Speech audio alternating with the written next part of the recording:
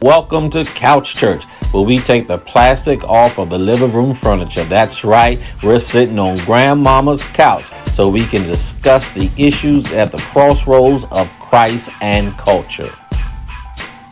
Hey, this is Ojame Bago coming to you from Couch Church, where we explore the intersection, the crossroads of both Christ and culture. That's right, here is where we take the plastic off of the living room furniture. I hope you have enjoyed this March Madness Mental Health Matters, as we have discussed the intersection of what it means to be Black in America and deal with mental health. Today, we're going to do a recap. And here's what I need you to do.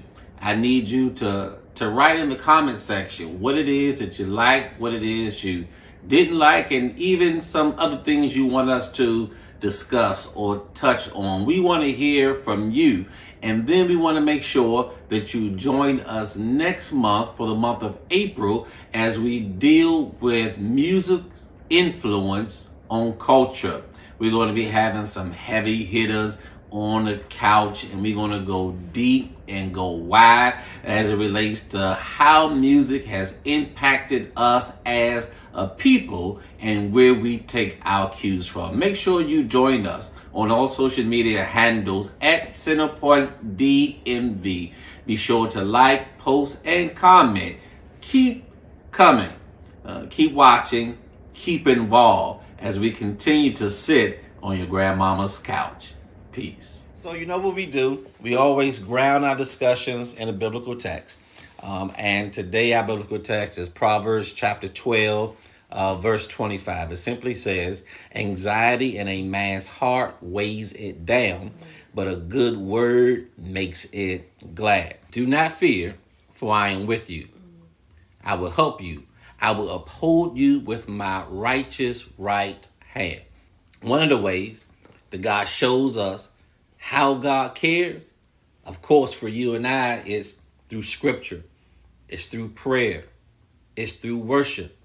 It's being a part of a local assembly where we gather with other peoples of like-minded faith. But it's also through a great therapist. And so we understand that mental health is an incredible, important, yet sometimes overlooked issue, particularly in the African-American community, from the tremendous stress that is caused by the intersecting identities of race and class, economics, education, housing, and food, even to a lack of mental health care and resources for the Black community. Mental health support for the Black community needs to be addressed. Here's what I want to start today's conversation off with. Dr. J is the author of Copeology. Copeology, Exploring Coping Techniques, by Dr. Joanne Frederick and friends. I do have a chapter in the book. Yes. But let's start off like this. Dr. J, how do you define mental health? All right. Thank you for that question. And thanks again for all of you all having me here. And hello, everyone. So how do I define mental health? Mental health is a range. It ranges from poor to well. And we all are somewhere in that range. And so if we're looking at poor mental health, that means that when life crises come and stresses come, we're dealing with it in a very negative way, like drinking, smoking, partying, gossiping. That's how we deal with our stress. And a healthy mental health would be doing things like paying attention to our sleep pattern, our how we're eating, how we're staying physically active, how we're communicating, how we're asking for help. So mental health, again, is a range. Help us define stigma in some layman's term so that we can be able to identify what they are. Yeah, thank you. Thank you for the question. So we hear people use the word, mental health stigma. What does stigma mean? Stigma is a negative association by individuals or society at large for certain things that's related to mental health, like substance abuse disorder, trauma, anxiety, depression, normally those are the four main things we have this stigma against. So if someone has been diagnosed with any of those or struggling with any of those, it's negative. That means that this person stay away from them or don't talk to them, don't be in a relationship with them. Don't and those stigmas prevent that individual from seeking help, from even talking about this is what they're dealing with. Which is different than mental illness. Correct. It is different than mental illness. Yep. If you notice both terminology, illness sounds more negative and health is more positive. So when we look at mental health, there's positive ways to deal with mental illness. I'm thinking because in my work with some government agencies around behavioral health, I recognize how terminologies are changing. So where we once said substance abuse is substance use, Yeah, substance use disorder. right? Yes. Rather than a substance abuse, which has this negative twist Yeah. on it, then it has a stigma attached to it where people don't want the service because you're focusing on the negative aspect Exactly. of whatever it is I'm going through. Correct. And people don't even want to identify with that. So we even call that a self stigma. Because so stigmas could be from society and other individuals, and also what we put on ourselves, our own bias and beliefs about things that we ourselves are struggling with. I had a quick question as you were saying that, and you were talking about depression, and we look at mental health versus mental illness. When does the poor mental health become an illness? So when we look at depression or anxiety, because some people are on medicine for prescribed drugs, prescription drugs for depression, but is that also, like, where does that fall? Yeah. Well, first of all, I'm just excited that we're having this candid conversation. People don't get healed or look for help or even know help is available until we start telling our stories. So I appreciate you talking about me, like how it Right. impacts you. And so when we use the word mental illness, so clinically we're using what we call the DSM-5. It's our clinical Bible. Everything is in there. There's Clinical Bible. Yeah, clinical Bible. There's diagnosable. And so your question is like, when does a mental illness turn into mental health, or like how it relates, I think was the Yeah. question. And so if we're looking at mental illness, we're looking at one of the diagnoses. So let me say a mental health issue. Let me use that word. And I think everybody have a mental health issue. I do, whether it's Yeah. in the book or not. It could be anger, rage, again, gossiping, to depression, anxiety, bipolar, schizophrenia. But there's various ways to treat it. It's all treatable. And I usually say there's only 3 ways to treat it. It's talk therapy, where we are talking about it. It is medication, which you were referring to, because we can take prescribed and monitored medication, and our depression will go away just like that. And the anxiety would minimize itself.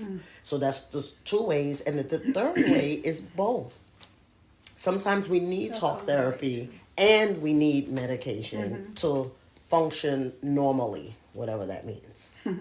Right, whatever that Whatever means. that means. Whatever. People What like is the word. normal these days? Whatever I that need to means. define that. People like the word normal, but what is normal? Like, See, that's why I Dr. say- J, I saw eyebrows go up when you talked about like addictions, and you were talking about gossiping. Yes. And I ain't saying nothing. I ain't throwing nothing Don't start out. gossiping on the couch. I ain't saying nothing. But I'm surrounded by beautiful.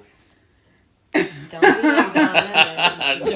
You about to get in trouble. I'm about to- Go ahead. let me- Go ahead. Don't get booted off your own couch. But what I will notice in the relationships that I'm building with these women on the couch, and even you, Pastor, we don't have a big time for gossiping.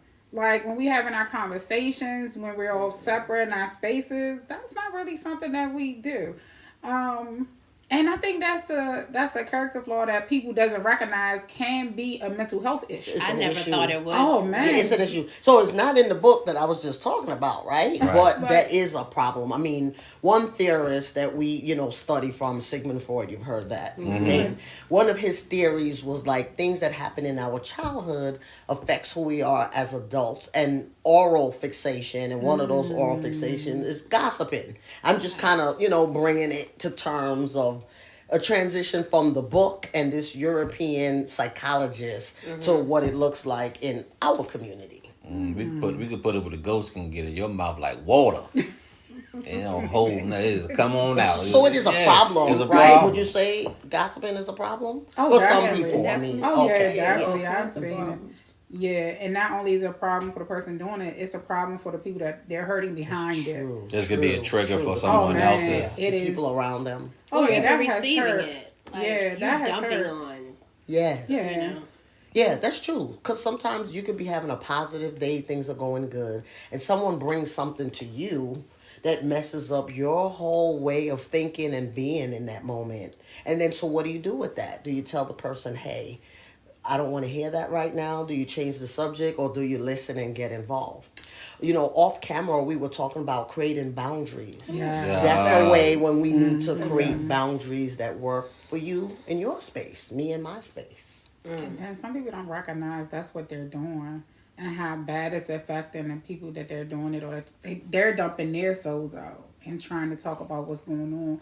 But I've seen a very negative impact with me when listening to gossip. Yes. And then I set that boundary and no longer talk to individuals too much that gossip, because I don't want that in my spirit. Right, Yeah. right. So let's talk about that individual. What has happened to them? What are they going through? A lot. What has not happened? Thus, this is the way they latch out. So it could be something from childhood. It could be any trauma. It could be any hurt that they've experienced. Yes. It could be them dealing with stuff and trying to distract from it, from it. And so they'll put that attention on other people by talking about other people or other things. They're trying to mask some of their own hurt Could or be. guilt and shame Could be, by yes. pointing out the the areas of concern in somebody else's life. Exactly. It could also be related to low self-esteem, low self-confidence. So we bring other people down. And again, it could be unconscious. I don't think the person is sitting there like, oh, I'm going to do this today. Maybe, but most likely not. So Dr. J, how do we become aware of how we show up? Yes. Sometimes it might be hard for us to know how we show up. But my neighbor next to me, it's okay to check in. Like, hey, what you think about when I walked into the room? Like, did I do too much? Was I too introverted? Give me some feedback. But also, it should be someone that you respect and Yeah, trust. 'cause you Not your can't player go there, hater, because the right. player hater is going to be like, child, you need to sit Girl, somewhere. right, No, you want somebody. So that's how we could check in. It's okay. Yeah, some of the challenges that I have experienced and even witnessed is how to recognize triggers. And sometimes we think triggers are those things that set us off, and it can be the simplest of things. Yes, let me talk about triggers. Exact definition you said.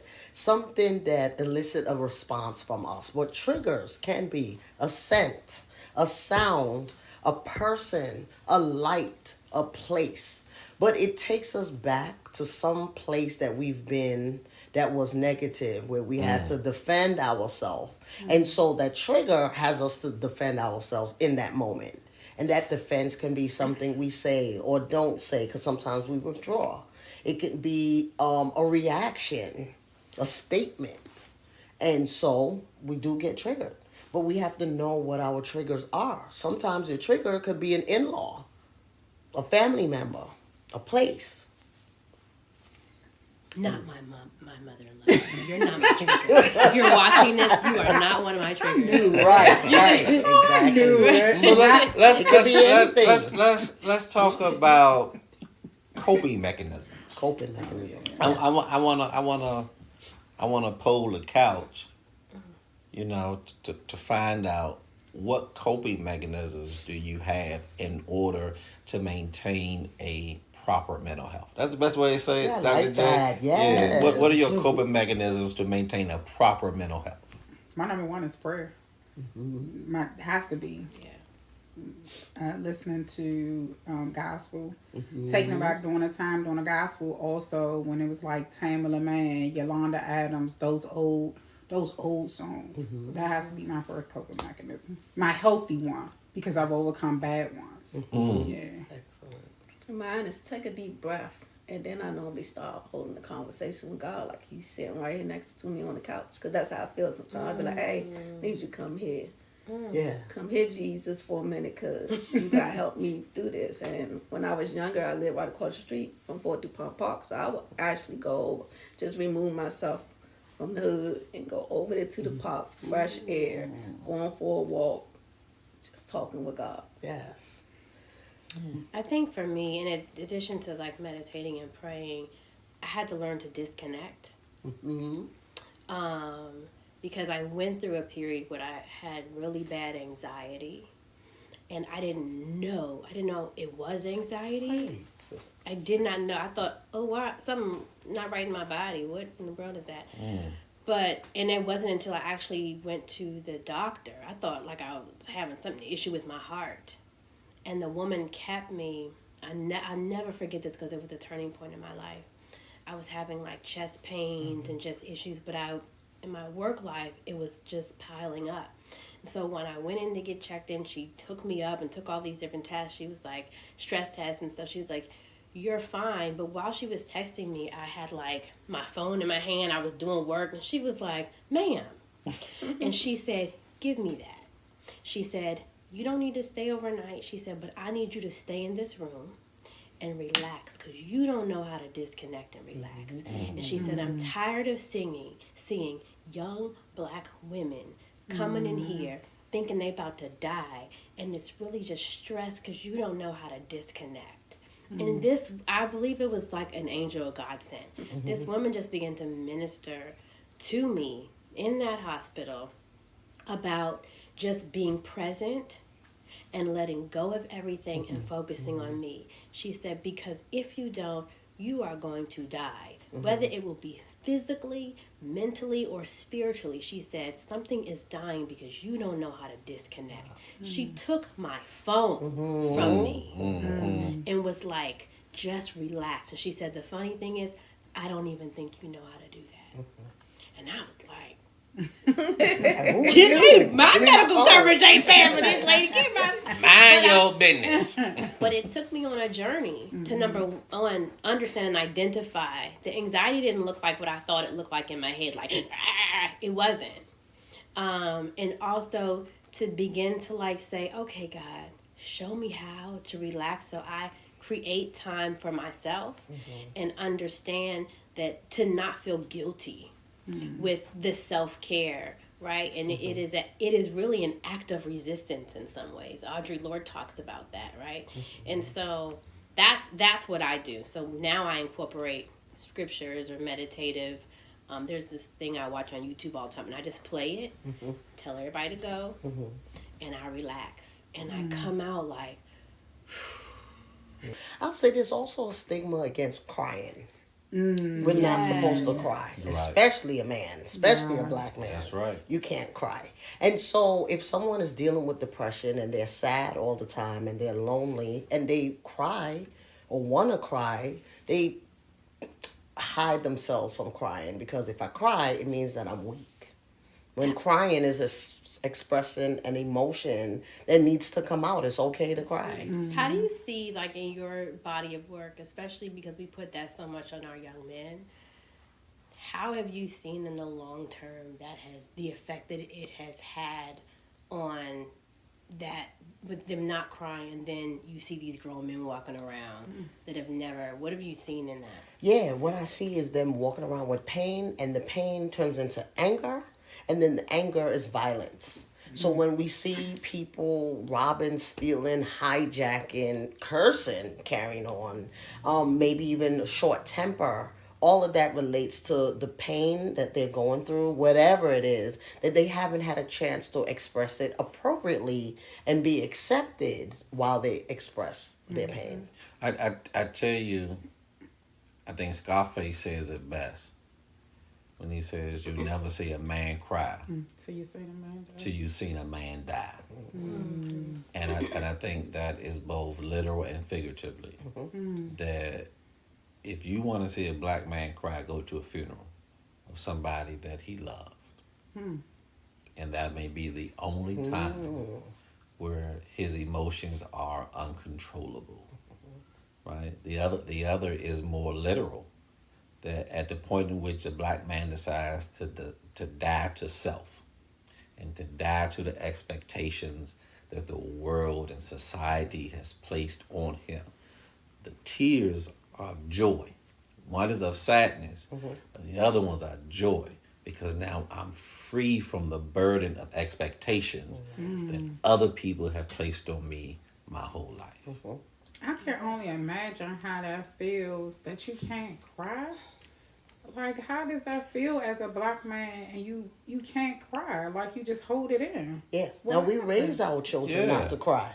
As soon as we see a child crying, especially a little black boy, what do we tell them? Stop that. Stop that. cry. I Take don't. it. I don't. Suck it up. I do not, because I learned differently. Right. I Good. learned to ask them, what's wrong? Yeah. Let's work through this. Yes. Calm down. What Yeah. can we do? Like, I've learned different techniques. Yeah. And I do pat my daughter up if she's crying and calm her down. Yeah. But I see a lot of people who do not parent like Yeah. that. Well, let me tell you what else we do that sends the message, stop crying. And this is a therapeutic thing we've learned.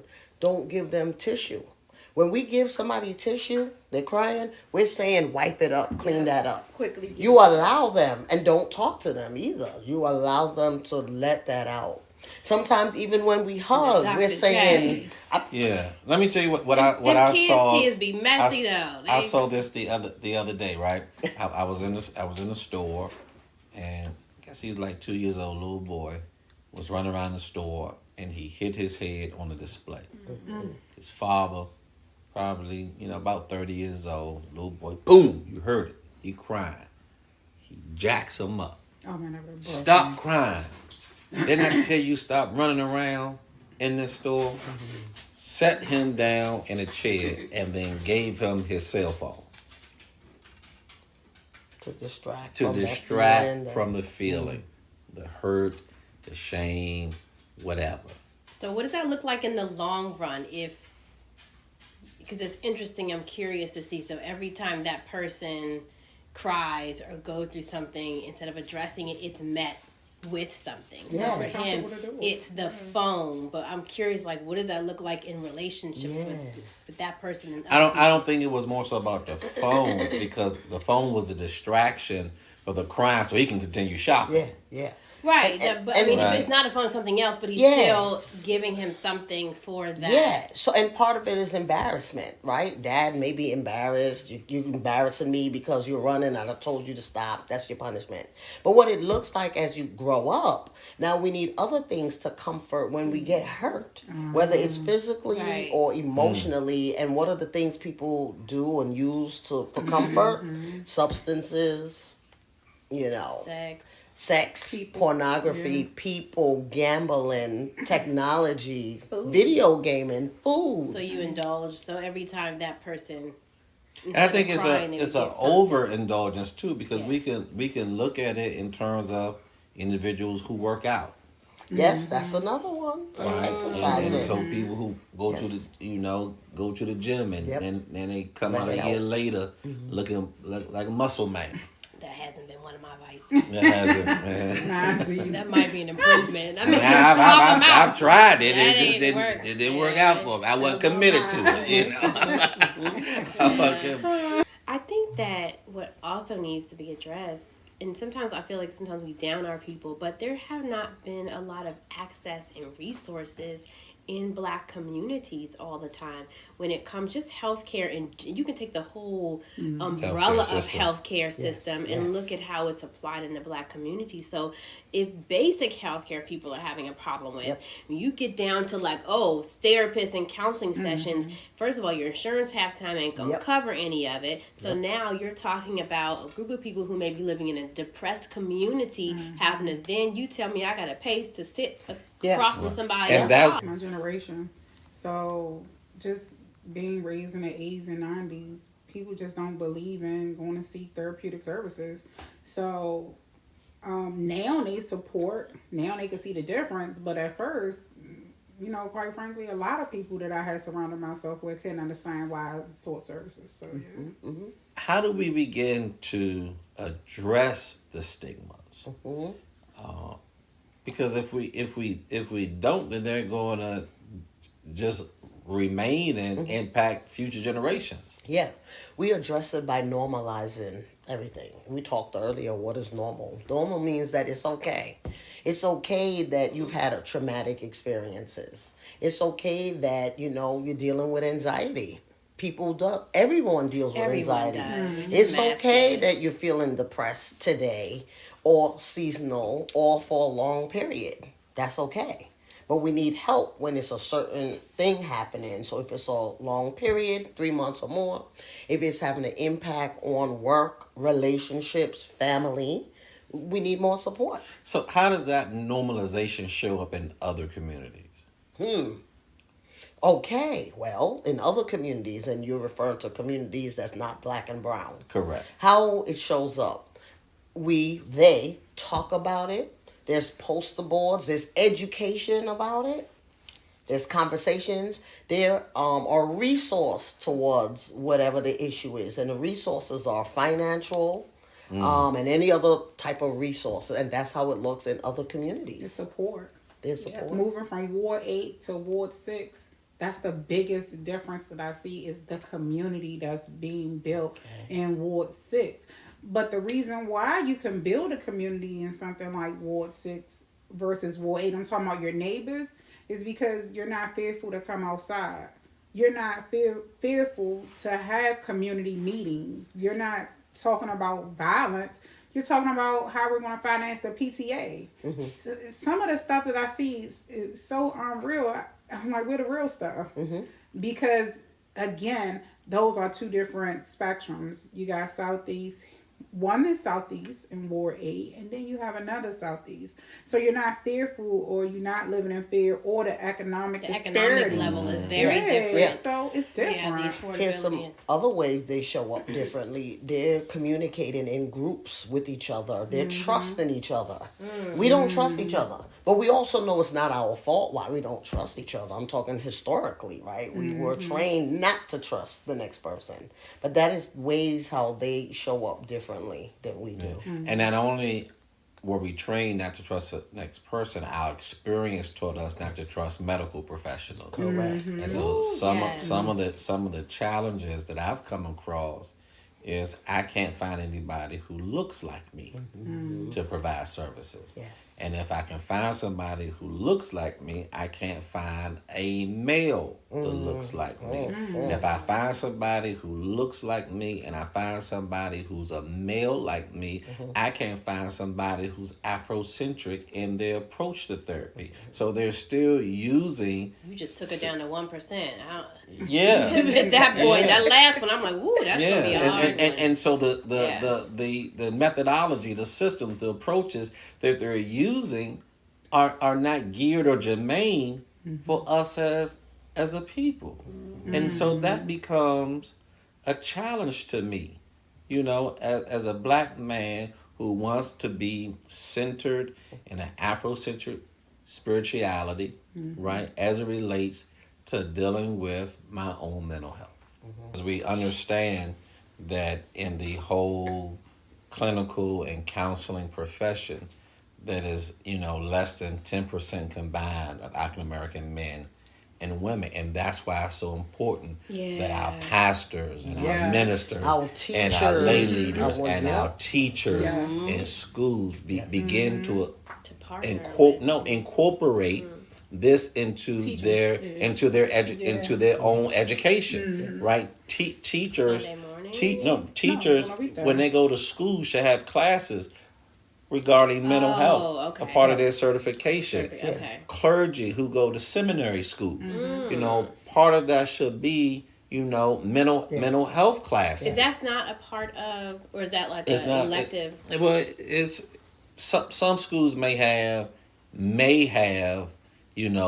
some clinical tracks around chaplaincy and things like that. But it's not a part of the main course. It's not a Wow. part of the main curriculum, whether it's for clergy or whether it's for educators, right? And I think that we just need to, even for those who graduated from schools, we need to begin, as you talked about, create those spaces within our congregations. And it doesn't necessarily mean that you're trying to go back and get a degree. but you ought to have some type of training, right? So you know care how for to, people. That right? makes You know sense. how to That's what I care was for like, people. how do you Just think about how many lives and children would have been saved if we already had this growing up, or if we implement it now within our education system. Yes. They will have someone to turn to. I don't remember not one incident, one time where I had that freedom to feel comfortable to go to an educator or to go somewhere in the school system and say, hey, I'm hungry. Hey, I'm depressed. Hey, I'm struggling. Because what was the outlet? Yeah. And it's part of holistic care, right? We're caring for the whole person. So I'm thinking about kids, as you're talking about being hungry, and we're talking about just being in the school system, teachers, educators, principals. So the kid that comes to school that's angry and running out the building or yelling, we want to reprimand them. But really, what's going on at home? And even before that, did you eat today? Yes. And a space Yeah. come, let's do it. And I Antecedent. do see in schools, they'll do that, but we just need kind of more of that and realize that those behaviors is coming Come from somewhere else. Somewhere else. Yeah. Anger, Dr. the J. range. So we understand the potential risk of not addressing, mental health stigma, suicidal, self-harm, the feeling of rejection and neglect, to walk away from communities that you are a part of.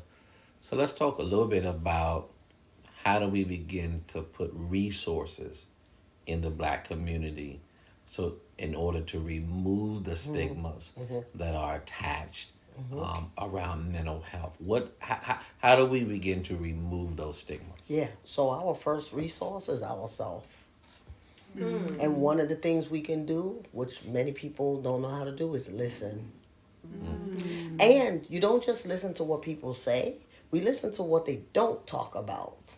And we watch their behaviors. That's how we listen. That's the first resource. Because everyone needs something different. How do Range. we begin to be our own advocates or advocate for others? Because we've gone from churches to now school systems, even in the workforce. In the I think it would Yes. be so great if companies would actually Yep. somehow incorporate this. We have Like, it at you our do? company. Yes. We do have it, Yeah. social and emotional wellness. We have a wellness room. Excellent. Where That's you what could I'm go referring in for to. 35 minutes. Yep. Really? Oh And- yeah. and sit down. And just relax. Yes. And it has dim lights, calming music is playing. Exactly. So the- Imagine having that Can you in- bring a guest in? No. Oh, sorry. Imagine having that in the school Yeah, system. how do we yeah. advocate? Or place of employment, or what else you said? You was talking about us advocating. by Whether ourselves. it's school, whether it's in your professional areas or church, but because I've seen models of some schools, I've just seen a few that have tried to do that with kids.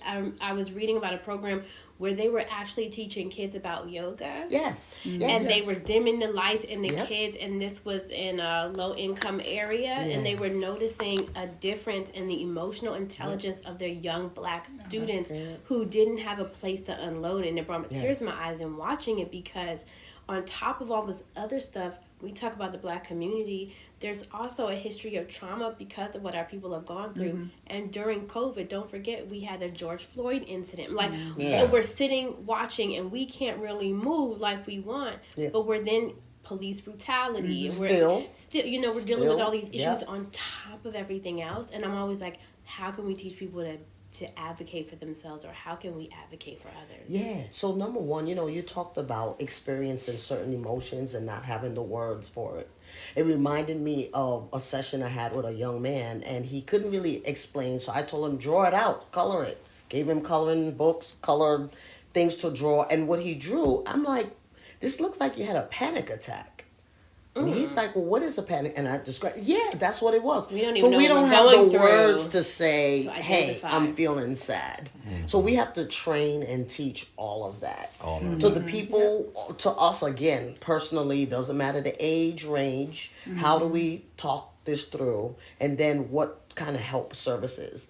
As you were talking, it reminded me of, if in every curriculum, whatever we study, there's a self-care course that identifies that. And that's from kindergarten, pre-K, up. That'll help. So we can advocate for stuff like that. Spaces where we can just step aside and be silent. What about for parents who are in the home with their kids and dealing with Yes. teenagers, what Yeah. are some steps that they can go through in helping their children Yes. understand and be aware of Yeah, their well, self? first is that they got to deal with their stuff. First. Parents, we like to say, because I'm a parent, we like to say, well, you need to do this and you're not doing this. But what is it that is going on with me that I've instilled or not? So they're doing it, but yet still I want to be a good parent and say, you need to do this. Like the parent who's smoking, don't smoke is bad for you, but they're smoking. So it's like, do as I even say, the parents, it starts with them. do as I say, not as Yes, I do. yes. You know. And also with them saying, I need support. I need help. And the help has to come from outside of me. You ever try to tutor your own kid or your own family I'm member? horrible at Oh it. no, The you gotta get pandemic somebody exposed else. me. Yeah. I am not a teacher. You gotta get somebody else. You don't I have heard to on do it. Alexa. I was like, Alexa, exposed what's this me. answer? We need help. Help. So the parents gotta ask for help. So this has been a good conversation. I think we can end with it with in terms of the intersectionality between mental health and faith. That there are so many different programs and services that we can put into practice in the church. Whether it's a mental health clinic, whether it's through our therapeutic preaching or reading a singing book. or worship or creating a Bible study, around a certain topic issue. Or, I'll tell you right now, what's playing in my mind is, back in the day we had the sanctuary, then we had chapels. And people would go to the Oh, that chapels was for like a prayer, meditation and right? prayer room. And so was playing in my mind is how can we take an underutilized space, a classroom, in our churches and turn it into a meditation room. And so with the blackout curtains or with the steam or the rocks or the yoga mats or whatever, just as a way for people to recenter. Oh, come on, y'all, what's some resources? Let's get this thing cracking. So when we hear resources, people always think finances. Yeah, Right? Okay, yeah. finances is a resource. We can do that too. What if we gave or gifted people a session, counseling sessions? Whether it's pro bono or somebody sponsoring them to have a certain amount of sessions that they will pay for. That is good. Resources, finances. What are the barriers? That's a The- good the- the- gift. If the- people will use it, that's But I another. say the barrier is if that's the Christmas gift. Right, I'm thinking So- that if so somebody like- gave you that as a Christmas gift, Like- here, girl. like- I wanted to do it, but I didn't feel comfortable doing it. But and I think And it what- should be an agreement, right? Because this person need to be like, yeah, I need this. But what you find happening want more in the black community are the coaching practices. You see that? So individuals are providing more Life coach. life coach, and people are going to life coaches, right? But I'm glad they're going to somebody. Life coaching is not the same as therapy and counseling. The license But it can ain't the help. same. No, I mean it's not designed. It's not designed to be the same. Mm-hmm. It's totally separate. What I'm saying is at least a first step of a person who's saying, I need some help. I need some help. Yes. And and so whether it's and so even in faith, there are faith-based life coaching practices, right? And so all of these I think are steps and resources that we need to take more advantage of and find ways of how we bring them to the community. Dr. J, as you said, we got to meet people where they are. We can no longer be the institution or the building or the ministry or the office as if we're the beacon on the hill. Yes, yes. And everybody sees us and everybody wants to come be with us. Right. We got to come down off our hill and go down into the valley where the people are so that we can give them the resources that they Yep. need. Two more resources I can think of too. Okay. Books. There's a lot of knowledge in books, and books can be cheap. So sometimes, for example, if I'm working with people with low self-esteem, we actually find a workbook that deals with low self-esteem, what it is, what it looks like, and activities to build that. We call that cognitive behavioral therapy.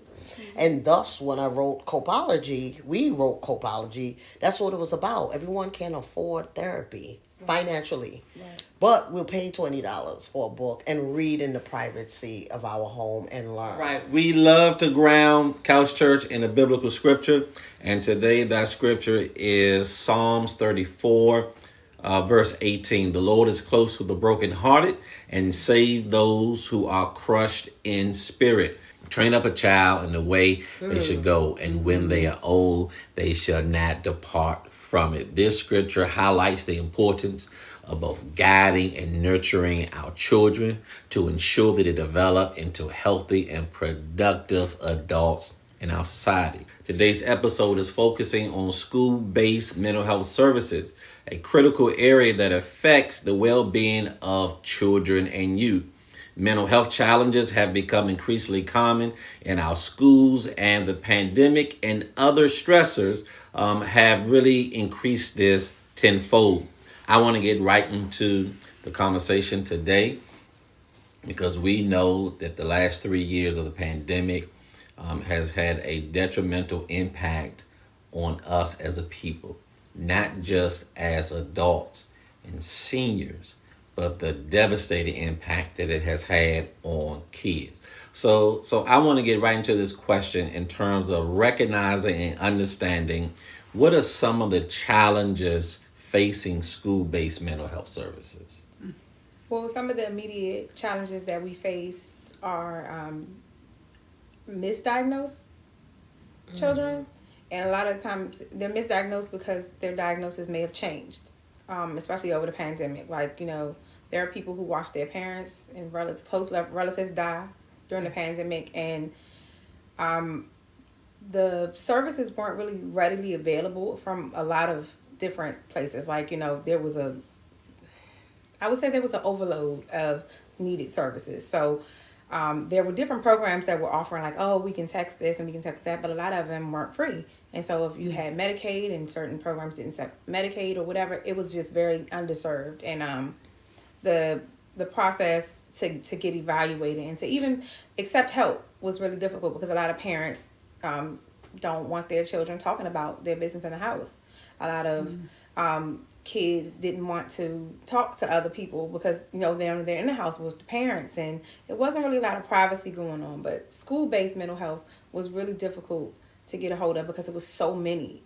So they offered a lot of group services, and but individual services weren't readily available as often as they were prior to school closing because everybody needed it now. Like, India, how long have you been an educator? 15 years. 15 years. So you have seen firsthand, not only as a parent, but also in a profession, right? The impact or the challenges that happen around school-based mental health services. In your opinion, has it gotten worse or better? I'll honestly say it's a case-by-case situation. I can't say that it's worse or better. I would say that it's almost neutral. It depends on the child and it depends on the situation. There's so many conditions around the students' individual needs. Now, if I were to just speak on, do I think each child is getting what they need? No. There are so many gaps that need to be filled in. Like when it comes to having a holistic approach or giving them children the wraparound services they need, there's so many different little holes, sprinkles, and it's scary because I'm like, how do you think this child is actually going to grow or get the level of support they need if it's so many missing components? Like, you expect for a child to get coping strategies when they don't even get the services or some type of coach there consistently enough. They might see this person one time a week. Right. This child needed every day something in their ear every day to help them along. What do you all feel about educators taking mental health classes as a part of the degree in the curriculum to be an educator? I think there needs to be some type of foundational level of training when it comes to school-based mental health. Everyone should have some type of training, some type of foundation from which they can work from to support these kids. Are the teachers that are teaching your children, where are they coming from? Are they in their community? Do they even understand the issues that they're going to be handling? And so when you talk about an all across the board approach, we're really talking about reimagining how the school system And that's is that's as a different whole. that's a different issue. So really, they're not even educators. That's not even what their degree is, but they can become a teacher and teach for 2 years or 3 years and get all Take their that, student go someplace no else and get and all their make more student money, loans too. forgiven. Oh yeah. Right? How you That's feel about that? yeah. I was That's trying to avoid that conversation. I mean, it is what it, But it that's- is what it is. I didn't Right. even know everybody knew that. Yeah, absolutely. As long as And you come and teach in the urban area And for for a 2 certain amount of years. time, your student loan is. So Wiped are you out. I telling only me? just found that out. Though. Yeah. I was just going to say, are you telling me that they? yeah. So when you see them there for a brief time, Yeah, and they then were they only leave. supposed They ain't to got be no there long-term until investment. that No. loan was And that's the covered. thing. What is the investment? Like this has to be your all-in approach to investment. You know, advocating for that. I Well, just Let's come up with a list of some of the common challenges that children face around mental health. You know how when you go to CVS, you get one thing and they give you this long receipt list. Yeah. That's the first thing they came. Man. You've been hit by the CVS The receipts. long list of receipt. The challenges in general are just no outlet. No outlet. That's the main. If I could sum no outlet. Even if it's just if it's not just no outlet, it's like no outlet. No, it's the outlet that they want. Like we select everything for our kids. We like, you're going to this school. You really meet this friend, and this is who you get to play with. This is what you wear to school. This is how you're gonna get your head done. Like we really don't give them a lot of choice Freedom. in the matter. And, Freedom of expression. and that is important now. Like that is important. The thing Right. that I tell parents, and I told a parent that a few parents that I've learned about, is if it's not in writing, it did not happen. That is my favorite quote ever. If it's not in writing, it did not happen. I say stop having those front desk conversations, the hallway. I call them customer hallway service conversations. I Ask said for a manager. stop having Right. them hallway conversations. It's an email Any conversation. conversations you have with them, I don't care if you finish hanging up with them, you email the next day. I think what we need to provide parents is a list of support. What they can and cannot do. And I think what we're talking about initially is how parents just need to stay informed. That sounds like a green book. A green book. Yeah. Right. That might be something you can put together, Miss Lawrence. You can put together. As I said, in my agency, we have trainings regularly. Yeah. So when Right. people who Correct. are watching, what That's they need important. to do if for their particular state, they need to go to their Stay state. informed. How? They're saying, how do I say their state education Go to your website state or their education State agency. education. state education website, Right. and then they can find information there dealing with education. Right. You about start with what your rights- state education Contact your website. local education agency. Right. Then go So- to your local education. You go ahead. That's your You can job. contact Yeah. your local education agency, and that is not necessarily restrictive to the state, because you know how we have Maryland, but then we have multiple counties. Right. So it wouldn't be with Okay. state. So Right. it'd be your local education agency. If you're Prince George's County, for example, you would go to that educational agency or Okay. the Office of the State Superintendent in Washington, D.C. to kind of ask them, like, what is it? Or you can go on that website and first look that way. But your goal would be to contact your agency so they can tell you where to get your resource from.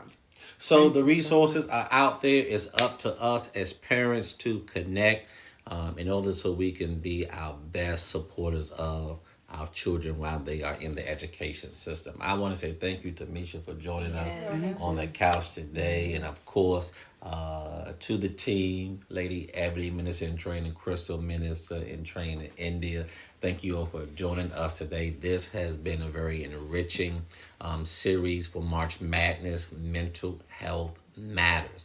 And so whether you are a student or a senior or just a average, ordinary person, know that your mental health is important. And so you have to tap into the resources that are available in and outside of your community so you can continue to be successful contributor to this world. We want to say thank you for joining us on today. Make sure to follow us on all of our social media platforms at Couch Church DMV.